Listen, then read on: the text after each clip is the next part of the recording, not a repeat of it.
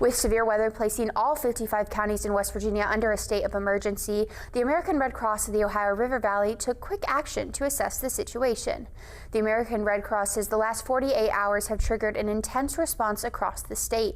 The storm impacts range from powerful wind damage to flooding, depending on the county.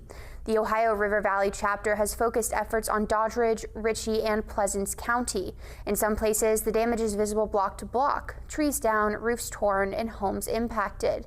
Red Cross teams have already delivered supplies to support cleanup and immediate needs. Volunteers are out doing disaster assessments, documenting where damage happened and how many homes are affected.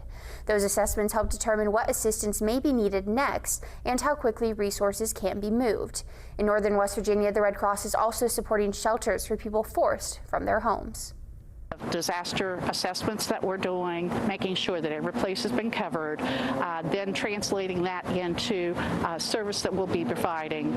Our emergency response vehicle has just returned from delivering kits, but it also stands by to do some feeding if necessary to those that are in the flood-prone areas.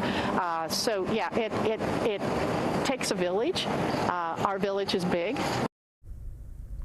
Cass Oring says some of the hardest hit areas will take time to recover, especially where wind damage ripped into roofs and structures. She's asking residents to be patient as teams work to cover every affected area.